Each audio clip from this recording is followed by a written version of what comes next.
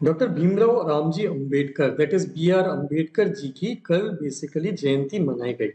और doctor B R Ambedkar ji बहुत बड़े लीगल ल्यूमिनरी माने जाते हैं हमारी हमारी कंट्री की हिस्ट्री में, जिन्होंने इंडियन कॉन्स्टिट्यूशन की ड्राफ्टिंग भी की थी और उसके साथ साथ में इंडियन सोसाइटी के लिए एक बहुत ही प्रोग्रेसिव विजन दिया था कि एक सोसाइटी या इंडियन सोसाइटी इन पर्टिकुलर कैसी होना चाहिए।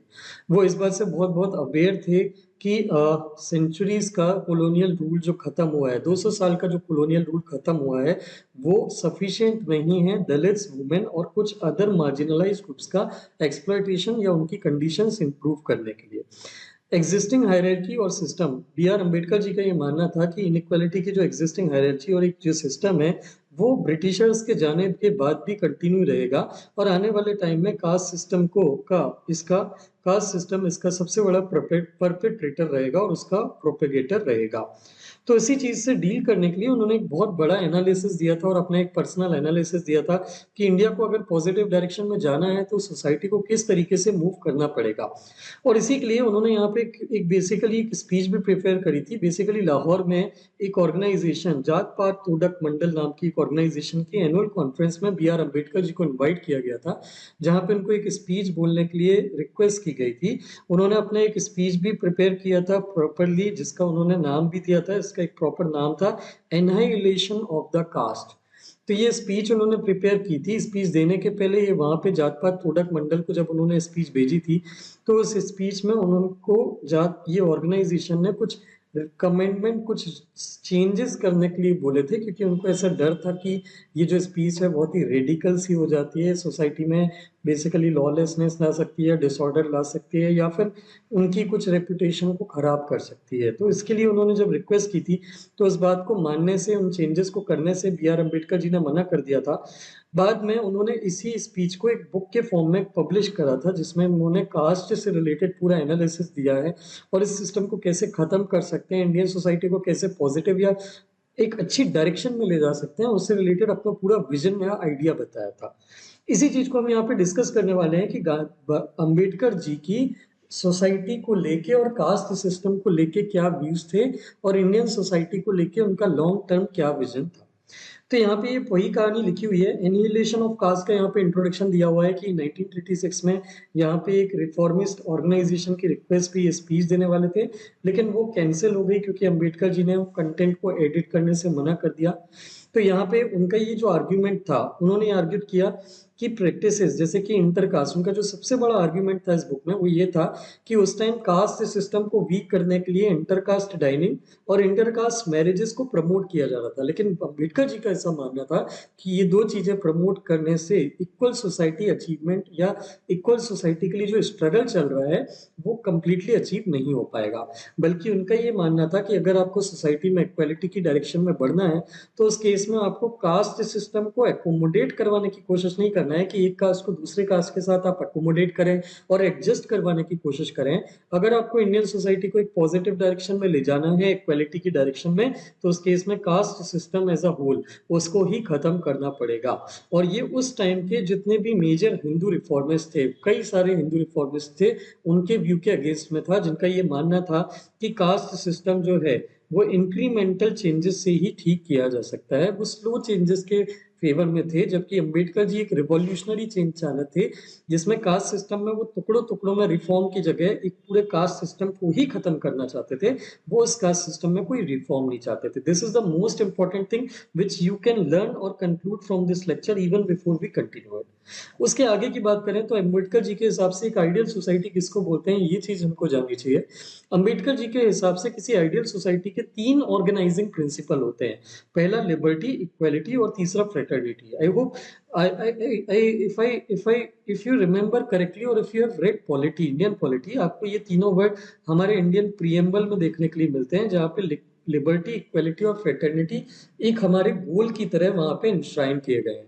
तो यहाँ पे इन्होंने तीनों के मीनिंग जो है वो क्लियर आउट करे थे, क्लैरिफाइड किए थे इस बुक में, जहाँ पे उन्होंने फ्रेटर्निटी के बारे में बताया था कि किसी भी आइडियल सोसाइटी में एक फ्रेटर्निटी के प्रिंसिपल की नीड होती है। फ्रेटर्निटी का मतलब होता है कि हर सोसाइटी में ऐसे कुछ चैनल्स होते हैं जो सोसाइटी में एक साइड पे, जैसे सोसाइटी के एक पार्ट में अगर कोई चेंज हो रहा है तो वो दूसरे पार्ट में चेंज करने में हेल्प करते हैं। मतलब चेंजेस जो हैं एक पार्ट से दूसरे पार्ट में फ्रीली जाते हैं, वहां पे कोई रिस्ट्रिक्शन नहीं होते। सोसाइटी कोई एक फिक्स्ड तरीके से नहीं चलती, उसमें टाइम टाइम पे कोई कोई चेंजेस आते रहते हैं।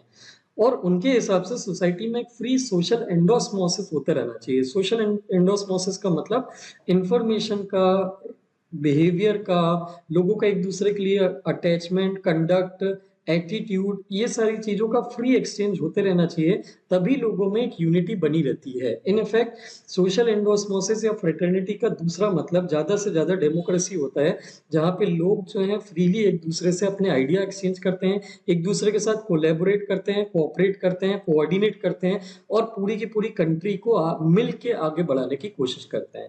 लेकिन एक स्ट्रेटिफाइड सोसाइटी में ये नहीं हो सकता, ऐसा अंबेडकर जी का कहना था। मतलब ये जो फ्री फ्लो ऑफ इंफॉर्मेशन है और डेमोक्रेसी जो है, जिसमें लोग मिलके कलेक्टिवली अपनी सोसाइटी को कुछ आगे बढ़ाने की कोशिश करते हैं, ये उन टाइप की सोसाइटी में अचीवेबल नहीं होता जहाँ पे सोसाइटी स्ट्रेटिफाइड होती है। स्ट्रेटिफाइड का मतलब होता है सोसाइटी मल्टीपल सेक्शंस में डिवाइडेड होती है, एक हायरार्की में, मतलब ग्रुप्स में डिवाइडेड होती है, और हर ग्रुप का अपना स्टेटस होता है, एक ऊपर, एक नीचे, एक मिडिल में और एक नीचे।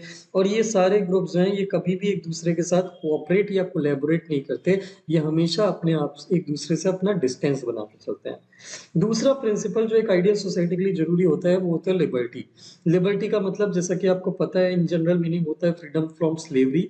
स्लेवरी का मतलब जहाँ पे कई कुछ लोगों को फोर्स किया जाता है कुछ चीज एक्सेप्ट करने के लिए, जो उनके कंडक्ट को कंट्रोल करता है। मतलब जब आप किसी पर्सन को फोर्स करते हो कोई एक पर्टिकुलर टाइप का बिहेवियर या कंडक्ट या ऑक्यूपेशन परफॉर्म करने के लिए, तो उसको स्लेवरी बोलते हैं, और उस चीज से फ्रीडम को लिबर्टी बोलते हैं।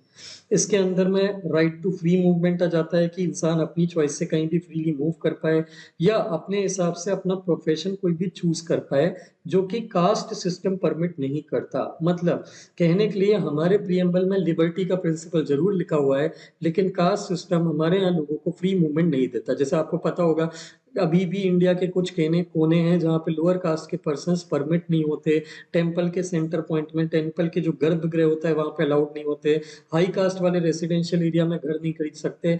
ये सब लिबर्टी का वायलेशन होते हैं, इंसान का राइट टू फ्री मूवमेंट या अपना प्रोफेशन चूज करने की चॉइस को रिस्ट्रिक्ट करते हैं। जैसे अभी भी लोअर कास्टेज में, पर्टिकुलरली जो सबसे लोएस्ट ऑफ लोअर कास्ट होती हैं, वो अपने मन से अपना प्रोफेशन चूज नहीं कर सकते, ट्रेडिशनली जो ऑक्यूपेशन वो फॉलो करते आ रहे हैं। जैसे चांडाल जो होते हैं वो डेथ सेरेमनी परफॉर्म करते हैं, इस बॉडी को, डेड बॉडी को इस डिकम्पोज करने का काम करते हैं, या डेड बॉडी को बेसिकली ट्रीट करने का काम करते हैं। ये सारे प्रोफेशन अभी भी उनके कास्ट के साथ बंधे हुए हैं। तो अम्बेडकर ने ये जो कंसेप्ट लिखा था, ये कंसेप्ट ये बोलता है कि इक्वलिटी, यहाँ पे लिबर्टी जो है ये कास्ट सिस्टम में कभी भी परमिट नहीं हो सकती। और तीसरी बात जो उन्होंने बात करी थी, वो बात करी थी उन्होंने इक्वलिटी की। इक्वेलिटी के कंटेक्स्ट में उन्होंने ये बोला था कि इक्वेलिटी कहने के लिए तो एक फिक्शनल कंसेप्ट हो सकता है, लेकिन फिर भी इसको एक गवर्निंग प्रिंसिपल की तरह हमको यूज करना चाहिए। पॉइंट ये बोल रहा है कि जैसे अगर आप हिस्टोरिकली कभी भी कोई सोसाइटी उठा के देखें तो इक्वेलिटी कभी भी अचीव तो नहीं हो पाई इन प्रिंसिपल 100%। जैसे पुराने टाइम में राजा और जो सर प्रजा है उनके बीच में इनइक्वालिटी होती थी, मिलिट्री पर्सनल्स और सिविलियंस के बीच में इनइक्वालिटी होती थी। तो इनइक्वालिटी हमेशा कभी ना कभी किसी ना किसी फॉर्म में थोड़ी बहुत तो हर सोसाइटी में होती है, लेकिन इसका ये मतलब नहीं है कि हम इक्वालिटी का विजन या गोल लेके कभी भी सोसाइटी में ना चले। It is still a principle which govern the government to take steps in order to reduce the inequality in society. तो फिजिकल हेरिडिटी, जैसे बॉडी की जो हेल्थ होती है, हेल्थ वाइज लोग डिफर कर सकते हैं, उसमें इनइक्वालिटी हो सकती है। सोशल इनहेरिटेंस जो होती है उसमें इनहेरिटेंस, उसमें इनइक्वालिटी हो सकती है। जैसे कोई बच्चा अगर किसी अमीर घर में पैदा हुआ है तो ऑब्वियसली वो बाय बर्थ ही किसी उस बच्चे से इनइक्वल है जो किसी गरीब घर में पैदा हुआ है। और पर्सनल एफर्ट्स के मामले में भी इनइक्वालिटी हो सकती है, जैसे कुछ लोगों की ज्यादा एफर्ट्स डालने की कैपेसिटी होती है मेंटली और फिजिकली, कुछ लोगों की कम होती है। तो ये individual by individual, physical heredity, social inheritance, personal effort, ये सब में नेचुरल इनइक्वालिटी हो सकती है। मतलब इसमें आप इक्वालिटी 100% कभी अचीव नहीं कर सकते। That is why he said कि इक्वालिटी फिक्शनल कंसेप्ट हो सकता है, लेकिन इसका ये मतलब नहीं है कि हम कभी भी दूसरों को, पर्टिकुलरली उन लोगों को जो वीक पोजीशन पे है, अनइक्वल स्टैंड पे है, उनको हम कभी कोई एक ऐसा स्टेप या कोई कोई बेसिकली पोजीशन प्रोवाइड ना करें जिससे वो सोसाइटी में इक्वालिटी के स्टेटस पे आने की एक अटेम्प्ट दे सके। हम उनका अगर कोई उनके सारे रास्ते ही बंद कर दें कि वो कभी इक्वालिटी अचीव कर पाए, थोड़ा सा कम एफर्ट डाल के या अपने लेवल पे जितने एफर्ट डाल के वो कर सकते हैं उतने लेवल के एफर्ट डाल के, अगर हम ऐसा उनको अलाउ नहीं करते हैं तो उस केस में सोसाइटी ऐसी सोसाइटी हो जाएगी जहाँ पे सिर्फ प्रिविलेज्ड का सिलेक्शन होता है। मतलब जिसके पास by nature, by birth wealth है, बाय नेचर फिजिकल कैपेसिटी है, नेचुरली उसके पास अच्छी खासी चीजें हैं जो बेसिकली उसने अचीव नहीं करी है, उसके पास इनहेरेंटली है, तो उस केस में ऑटोमेटिक सिलेक्शन उसका हो जाएगा। एग्जाम वगैरह, एफर्ट वगैरह, किसी को कोई इक्वल स्टैंड देना, कंपटीशन कराना, इन सब चीजों की जरूरत ही नहीं पड़ेगी। But this will create a society which will not be considered an ideal society, क्योंकि इस केस में सोसाइटी में कंफ्लिक्ट होने के चांसेस और बहुत ज्यादा बढ़ जाते हैं। इसलिए उन्होंने ऐसा बोला कि इट कैन बी अर्ज्ड, ये हो सकता है कि इक्वालिटी सोसाइटी में ना हो, लेकिन कभी भी किसी भी सोशल बॉडी का मतलब यहाँ पे होता है सोसाइटी, किसी भी सोसाइटी के लिए ये अच्छा होता है कि वो अपने मेंबर्स का मोस्ट पॉसिबल पोटेंशियल निकाल पाए, और वो अपने हर मेंबर का मैक्सिमम पोटेंशियल तभी निकाल पाएगा जब वो रेस की स्टार्ट पे ही सबको इक्वल बनाने की कोशिश करे। तो कभी आपको ये जज करना हो कि किसी सोसाइटी की स्टेट क्या है, कोई सोसाइटी अच्छे से रन हो रही है या नहीं अच्छी हो रही है, तो उस केस में आप सिर्फ ये जानने की कोशिश करिए कि सारे सोसाइटी में जितने भी ग्रुप्स हैं वो आपस में कैसे इंटरेक्ट करते हैं और क्या उनमें कोई कम्युनिटी का सेंस है कि नहीं, मतलब वो सब अपने आप को एक ओवरऑल कम्युनिटी का पार्ट मानते हैं कि नहीं। तो जब भी आपको किसी सोसाइटी की हेल्थ चेक करना हो कि वो सोसाइटी अच्छी है कि नहीं, तो कुछ एक इंपॉर्टेंट क्वेश्चंस की लिस्ट है जो यहाँ पे अंबेडकर जी ने दी है। जैसे वहां पे पहला क्वेश्चन आप ये देखिए कि अलग अलग जो ग्रुप्स हैं सोसाइटी में उनके कितने ज्यादा इंटरेस्ट हैं जो आपस में मैच खाते हैं, जो सारे ग्रुप्स आपस में कॉमनली शेयर करते हैं। जैसे एग्जांपल के लिए जब पाकिस्तान से मैच की बात आती है तो इंडिया में कोई डजेंट मैटर कि कोई पर्सन किस कास्ट से बिलोंग करता है, चाहे वो लोअर कास्ट से बिलोंग करता हो चाहे वो हायर कास्ट से बिलोंग करता हो, वो सब एक इंडियन फीलिंग से बंध जाते हैं। लेकिन एक इकोनॉमी में सिर्फ पाकिस्तान तो अकेला मैटर नहीं है ना, जिसपे हम देश का डेवलपमेंट डिपेंड करता है या देश से कुछ आगे बढ़ता है। तो देश के कितने मैटर्स पे कास्ट, अलग अलग जो ग्रुप्स हैं वो आपस में कितने विजन शेयर करते हैं या इंटरेस्ट शेयर करते हैं, ये पहला क्वेश्चन है जो आपको चेक करना है। दूसरा क्वेश्चन ये चेक करना है कि अलग अलग टाइप की जो एसोसिएशन या ग्रुपिंग्स होती हैं वो आपस में कितना फ्रीली एक दूसरे से एक्सचेंज करती हैं, जैसे आपस में कितने फ्रीली एक दूसरे के साथ उठती बैठती हैं, खाती पीती हैं, मैरिज अलाउ करती है, ये सारी चीजें यहाँ पे सेकंड क्वेश्चन। तीसरा क्वेश्चन, जो फोर्सेस ग्रुप्स को आपस में सेपरेट करते हैं, जो जो इंटरेस्ट या जो जो फोर्सेस हैं जो कुछ ग्रुप्स को, जितने भी ग्रुप्स हैं उनको अलग अलग करती है, क्या वो उन फोर्सेस से ज्यादा है जो उनको यूनाइट करती है। तो ये तीसरा क्वेश्चन है जो आपको देखना चाहिए। अगर ग्रुप्स को सेपरेट करने वाले फोर्सेस ज्यादा हैं than the forces which unite them, तो सोसाइटी की कंडीशन खराब है। चौथा क्वेश्चन, किसी ग्रुप की लाइफ से, सोसाइटी की ग्रुप की लाइफ से क्या सोशल सिग्निफिकेंस अटैच है, मतलब कम्युनिटी में, किसी कंट्री में ग्रुप्स की लाइफ को ज्यादा इंपॉर्टेंस दिया जाता है या इंडिविजुअल की लाइफ को ज्यादा इंपॉर्टेंस दिया जाता है, ये चौथा क्वेश्चन आपको चेक करना है। और फिर लास्ट क्वेश्चन ये देखना है आपको कि ये जो ग्रुप की एक्सक्लूसिवनेस होती है, मतलब ये ग्रुप आपस में जो क्लोज रखते हैं अपने आप को कि दूसरा बाहर का दूसरे ग्रुप का मेंबर हमारे ग्रुप में ना आ पाए, ये जो एक्सक्लूसिवनेस होती है ये कस्टम और कन्वीनियंस से चलती है या फिर रिलीजन के हिसाब से डिसाइड होती है। अगर रिलीजन के हिसाब से डिसाइड होती है तो ये तो बहुत बुरी कंडीशन है, अगर कस्टम और कन्वीनियंस के हिसाब से होती है तो फिर भी एक बारगी ये एक्सेप्टेबल है। तो ये 5 क्वेश्चन अगर आप चेक करेंगे तो आपको पता चलेगा कि सोसाइटी ओवरऑल अच्छी चल रही है, खराब स्टेट में है। अब अंबेडकर जी ये बात करते हैं कि ये सारी चीजें, हमने ये बात कर ली कि बेसिकली कौन कौन से प्रिंसिपल्स हैं जो सोसाइटी को आइडियल स्टेट में रखते हैं। देन उसके बाद हमने बात कर दी कि एक आइडियल सोसाइटी जो होती है, जो मल्टीपल ग्रुप्स कैरी करती है ऐसी सोसाइटी, वो आइडियल सोसाइटी में ग्रुप्स कितना कोलैबोरेट करते हैं, इसके बेस पे उन्होंने बताया कि एक सोसाइटी में आप कैसे चेक कर सकते हो कि सोसाइटी अच्छी है कि नहीं। और फिर लास्ट में उन्होंने ये बात कराया कि ये जो मैंने आपको क्राइटेरिया बताए, जो जो चीजें एक कंट्री को यूनाइट करके रखती है, उसमें कास्ट ये सारी चीजें कैसे प्रिवेंट करता है। बेसिकली अम्बेडकर जी ये कहने की कोशिश कर रहे हैं कि ऊपर मैंने आपको जो जो चीजें बताई, वो सारी चीजें इंडिया में नहीं हो पाती क्योंकि एक system, that is caste system, ये चीजें होने नहीं देता। तो अम्बेडकर जी ने बेसिकली कास्ट सिस्टम की जितनी भी क्रुएलिटीज और इनएफिशिएंसीज हैं उनको डिटेल में बताया। जैसे पहली चीज उन्होंने ये बताई कि कास्ट जो है ये आपस में ना तो डाइन करती हैं, कभी बैठ के एक साथ खाती नहीं है। जैसे गांव में भी शादियां होती हैं तो अपर कास्ट के खाने के अरेंजमेंट अलग होते हैं, लोअर कास्ट के खाने के अरेंजमेंट अलग होते हैं। ये आपस में ना तो मैरिज करती है, इनफैक्ट हर कास्ट की अपनी खुद की एक डिस्टिंक्टिव ड्रेस भी होती है। जैसे आपको शायद ना पता हो, कई जगह पे पहले के टाइम में ऐसा हुआ करता था कि लोअर कास्ट के लिए, पर्टिकुलरली वुमेन के लिए, it was not allowed to wear blouse. उनको साड़ी से ही अपने आप को कंप्लीटली ड्रेप करना होता था। Blouse used to be the sign of और basically luxury of the upper caste women only.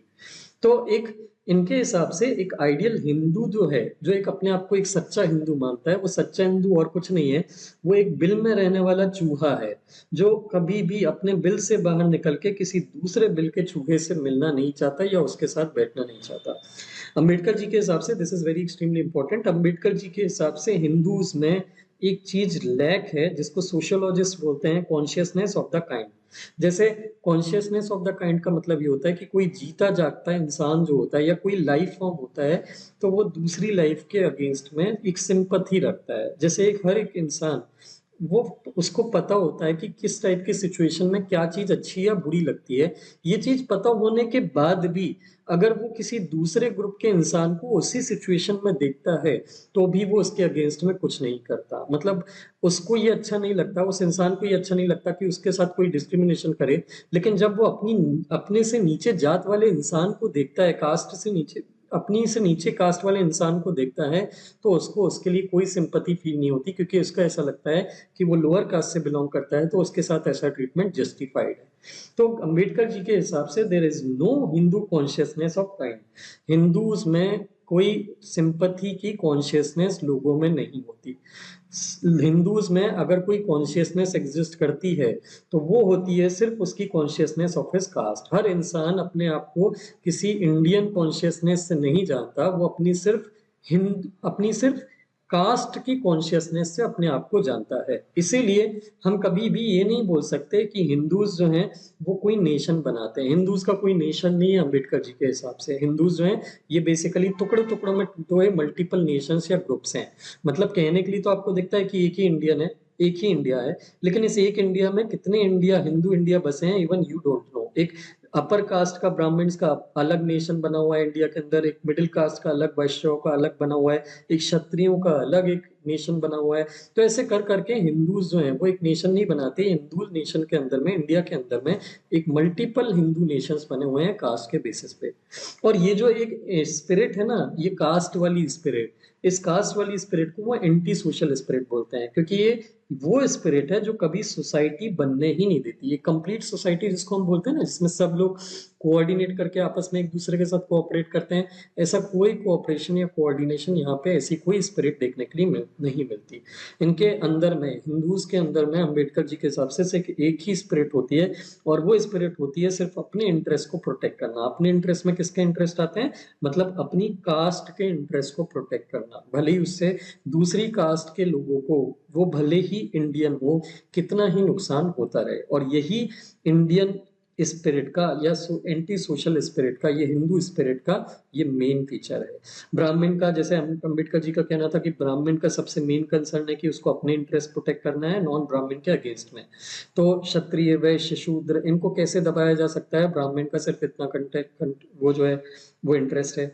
Non Brahmins का जो है वो मेन कंसर्न क्या है कि ब्राह्मण्स के इंटरेस्ट के अगेंस्ट में अपने इंटरेस्ट को कैसे प्रोटेक्ट करना। मतलब सब सिर्फ अपने अपने इंटरेस्ट के लिए जी रहे हैं। और इसीलिए हिंदूज जो हैं उनको हम basically, they are not merely an assortment of caste, but are warring groups. मतलब अंबेडकर जी ये बोल रहे हैं कि ये सिर्फ कास्ट के डिवीजन नहीं है, ये सिर्फ कास्ट में डिवाइडेड ग्रुप्स नहीं है। अगर डिवाइडेड होते तो भी एक बार में समझ में आता कि हर ग्रुप अपने अपने हिसाब से अपना काम कर रहा है, लेकिन ये ग्रुप तो लड़ने वाले ग्रुप है। They are warring groups, they are continuously in state of fight with each other. हर कोई अपने आप जो अपने आप में अपने लिए जी रहा है, सिर्फ अपने सेल्फिश आइडियल के लिए। और इस स्पीच की एंड में उन्होंने एक बहुत इंपॉर्टेंट बात बोली थी कि हिंदूज को एक चीज कंसीडर करना चाहिए कि कोई भी चीज लाइफ में परमानेंट नहीं होती, हर चीज का एक टाइम होता है और हर चीज टाइम के साथ चेंज होती है। और चेंज, उन्होंने क्लियरली बोला था, change is the law of life for individuals as well for as for society. Change ना सिर्फ लाइफ का लॉ लॉ है इंडिविजुअल्स के लिए, ना सिर्फ ये इंडिविजुअल्स के लिए अप्लाई होता है कि चेंज लाइफ का लॉ है, जैसे आप बड़े होते हैं तो आपकी लाइफ चेंज होती है, ये सोसाइटी के लिए भी लॉ है। तो आज से 2000 साल पहले अगर कास्ट सिस्टम चलता था तो जरूरी नहीं है कि आज भी कास्ट सिस्टम चले। चेंजिंग सोसाइटी में कांस्टेंट रिवोल्यूशन होता है ओल्ड वैल्यूज का, और नई वैल्यूज आती हैं, और अगर आप उसके साथ अडॉप्ट नहीं कर रहे तो आप कभी भी सर्वाइव नहीं कर पाएंगे एज अ सोसाइटी। ये बी आर अम्बेडकर जी का विजन और आइडिया दोनों था। So I hope this is clear to you. इसका एक मेंस का क्वेश्चन देखते हैं। Doctor B R Ambedkar idea of an ideal society was rooted in the annihilation of caste and the establishment of liberty, equality, and fraternity. In this context, discuss the relevance of his vision in contemporary Indian society. हमको statement दिया है, B R Ambedkar का जो एक ideal society का vision था वो cast के खात्मे पे टिका हुआ था और इन तीन वैल्यूज के एस्टेब्लिशमेंट पे टिका हुआ था। इस कंटेक्स्ट में हमको कंटेम्पोरेरी इंडियन सोसाइटी का उनका जो विजन है उसकी रेलिवेंस को डिस्कस करना है कि इसका इस स्टेटमेंट का क्या रेलिवेंस है। तो आप इसका आंसर को कैसे स्ट्रक्चर करेंगे? आपके आंसर के 3 पार्ट रहेंगे आपके हमेशा की तरह, intro, body, conclusion. Intro part में आप बी आर अम्बेडकर जी के बारे में लिखेंगे जिसमें आप बताएंगे कि उनकी क्या इंपॉर्टेंस है और उनका एक ब्रीफ आइडिया क्या है कि वो लिबर्टी, इक्वलिटी, फ्रेटर्निटी की बात करते थे। उसके बाद इंट्रो में आप उनकी बुक के बारे में इंट्रोडक्शन देंगे कि उन्होंने कौन सी बुक लिखी थी और उस बुक का मेन आइडिया क्या था। देन बॉडी पार्ट में आप अंबेडकर जी के विजन की बात करेंगे जिसमें उन्होंने जो 3 वैल्यू डिस्कस करी थी जो अभी हमने ऊपर देखी उसके बारे में लिखेंगे। देन उसके बाद हम क्रिटिक ऑफ कास्ट सिस्टम लिखेंगे कि कास्ट सिस्टम का क्रिटिक में उन्होंने क्या क्या बोला था। जैसे उन्होंने बताया था कि caste system is a division of labourers, not just labour. ये सोशल स्टैग्नेशन करता है, सोसाइटी में इंटरेक्शन को प्रिवेंट करता है और सोसाइटी में लड़ने वाले, आपस में लड़ने वाले ग्रुप्स क्रिएट करता है, और उसके अलावा लोगों की मोबिलिटी को या अपलिफ्टमेंट को रिस्ट्रिक्ट करता है। देन उसके बाद हम सेकंड पार्ट ऑफ आंसर पे आएंगे बॉडी में जिसमें हम रेलिवेंस लिखेंगे कि इस आइडिया का, अम्बेडकर जी के इस आइडिया का रेलिवेंस क्या है। जैसे आज की डेट में ये सारी चीज रिलीवेंट है, जैसे लीगली एबॉलिश होने के बाद भी हमारे यहाँ आर्टिकल 17 के अंदर में अनटचेबिलिटी एबॉलिश करने के बाद भी, आर्टिकल 14 के अंदर में इक्वालिटी प्रमोट करने के बाद भी कास्ट डिस्क्रिमिनेशन अभी भी चलता है। जैसे कि मैनुअल स्कैवेंजिंग, जहाँ पे हम लोअर कास्ट से ही नाले और चेम्बर्स क्लीन करवाते हैं, ड्रेनेज, और ऑनर किलिंग्स आज भी हमारे यहाँ चलती हैं। इंटर कास्ट मैरिज होने पे लोग किल कर देते हैं एक हस्बैंड या ब्राइड या ग्रूम को। एंड देन उसके बाद दलित्स को अभी भी क्वालिटी एजुकेशन और एम्प्लॉयमेंट नहीं मिल पाती। इसके अलावा कास्ट बेस्ड पॉलिटिक्स आज भी चलती है और दलित्स को कई जगह से सोशली एक्सक्लूड किया जाता है। ये हमारी डेमोक्रेसी को वीक करते हैं। और अंबेडकर जी का एम्फेसिस कि आउटडेटेड वैल्यूज जो हैं उनको हमको रिमूव करना चाहिए सोशल ऑर्थोडॉक्सी को खत्म करने के लिए। This will complete our body part जिसमें हमने रिलीवेंस भी लिख दिया कि अंबेडकर जी का आइडिया आज भी लागू क्यों होता है और कैसे होता है। देन कंक्लूजन पार्ट में विल राइट डाउन कि हम इस चीज को कैसे इंप्रूव कर सकते हैं। This is a constructive criticism. तो हमको यहाँ पे बताना है कि ये जो प्रॉब्लम या इशू हमारी इंडियन सोसाइटी फेस करती है उसको हम ठीक कैसे कर सकते हैं और हमने क्या स्टेप्स लिए हैं। तो सबसे पहले तो गवर्नमेंट ने इसके लिए कई स्टेप्स लिए हैं, जैसे कि schedule caste and schedule tribes prevention of atrocities act. Then उसके बाद इसके अंदर में SC ST के साथ अगर कोई भी एट्रोसिटी होती है तो उसके ऊपर FIR होती है और क्रिमिनल केस चलता है और बहुत हैवी पनिशमेंट मिलती है। देन रिजर्वेशन से रिलेटेड पॉलिसीज हैं एजुकेशन और एम्प्लॉयमेंट में। देन कुछ स्कीम्स हैं जो दलित्स के बीच में एंटरप्रेन्योरशिप को प्रमोट करती है, जैसे stand up India scheme, Ambedkar social innovation and incubation mission. और लास्ट में लोगों की सोशल माइंडसेट चेंज करने के लिए भी हमको काम करना चाहिए ताकि लोग आपस में इक्वालिटी प्रैक्टिस करें।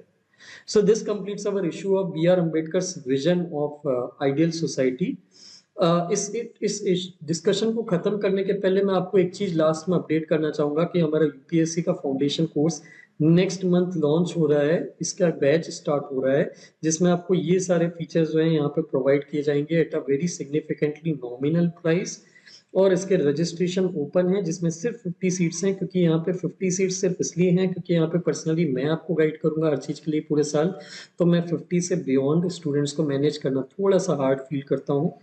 देन उसके बाद यहाँ पे इस नंबर पे आप मुझे किसी भी इंक्वायरी, इस कोर्स से रिलेटेड इंक्वायरी और रजिस्ट्रेशन के लिए कॉन्टैक्ट कर सकते हैं।